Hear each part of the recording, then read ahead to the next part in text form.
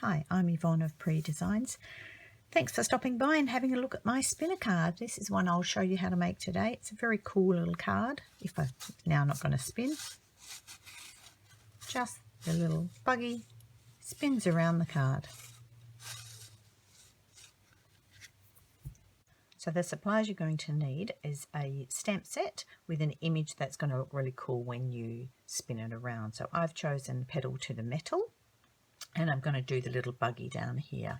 Then you're going to need a card base, which I've chosen to use black. You're going to need a mat to go over the top, and then I have stamped the image. I have fussy cut the image because we don't have dies to go with this particular stamp set, but it's not too bad to cut out. And then I've coloured the image in once I've stamped it with the Memento Black. I've coloured it in with a series of our blends. I wanted to use the Real Red. I've got the Daffodil Delight for the lights, and then the light black for the wheels, a little bit of chrome. I've used the Smoky Slate. The seats I've used Crumb Cake, and then I've also used a little bit of the grey granite just to have a slightly different colour in the background here of the back of the little buggy.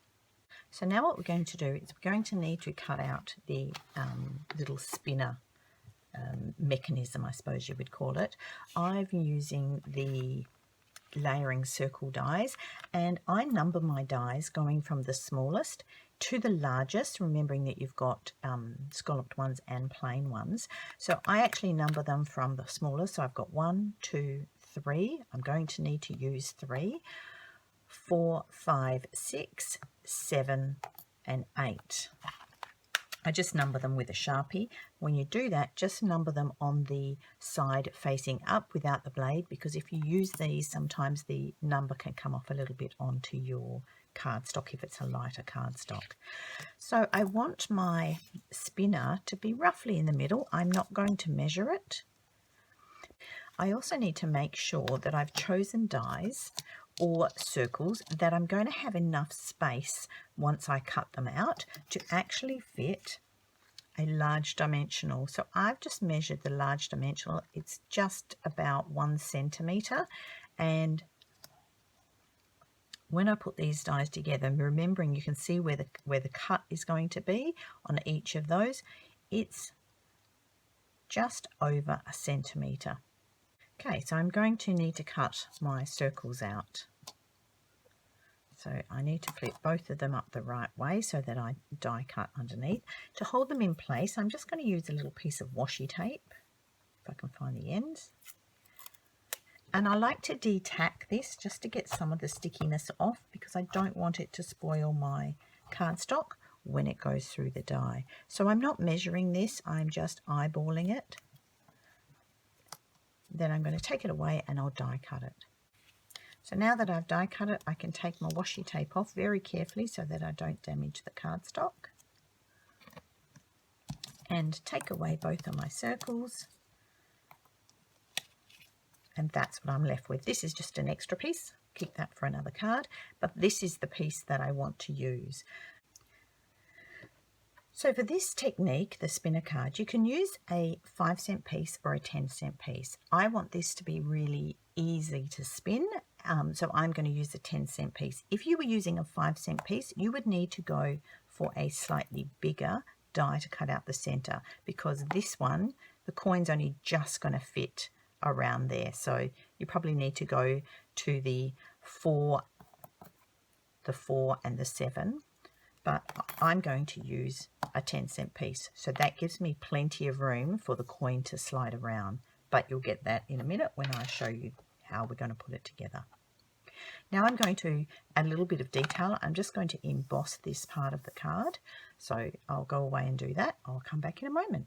So I've embossed that with the 3D Coastal Weave embossing folder, just to add a nice little bit of interest down here. So now it's time to put these pieces onto the card.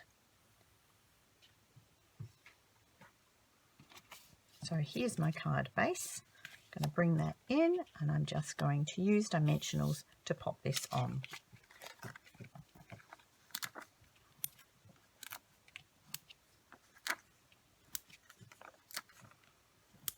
that's all I need. Might put, no, that's all that I need. Get the papers off. Much easier if you poke your fingernail into the centre to help lift the papers off.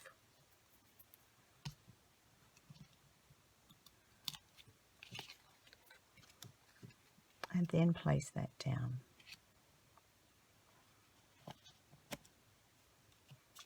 Now I need to pop this piece in, and I want to place this as central as I possibly can. So again, I'm going to put a couple of dimensionals, but I'm going to put them right in the center because I don't want my coin to get stuck on those as it goes around. So just 2 dimensionals. And pop that as central as I can make it without worrying about it too much.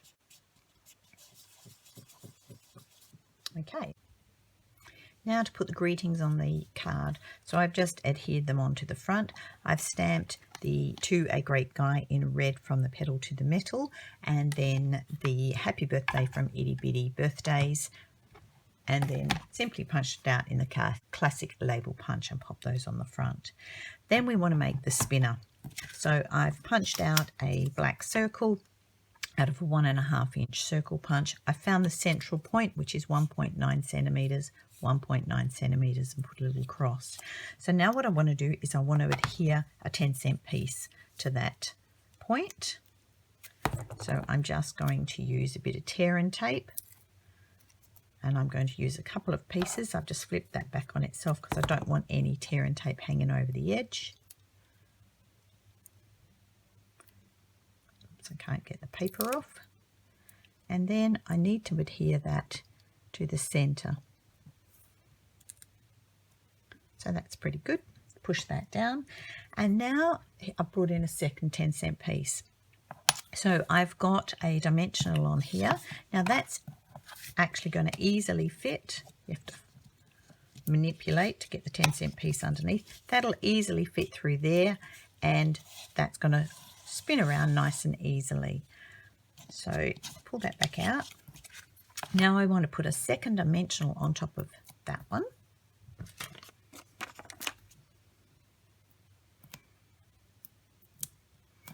And then I want to layer the 2 coins together. And I want to get them nice and even. So the easiest way to do that is bring in a ruler, flip it over, and use the ruler as the guide and push that down. Nice and easy. So then that piece then gets put between the 2 circles so that the 10-cent piece runs around the little space. So that is how our spinner works. So the last thing I need to do is just attach the buggy. So a little bit of glue and put my buggy on the top. Got to wait for that to dry, but in the meantime I've stamped an envelope with the buggy stamp, and I've also stamped an insert and popped that in the middle. And then when that's dry, you will see that the buggy then flips upside down and will spin around the card. So that is my spinner card. Nice and quite easy to make. A little bit fiddly, but well worth the effort. Hope you've enjoyed watching my video. Please call back again. I'm trying to put a new video up each week. Thanks for watching. Bye.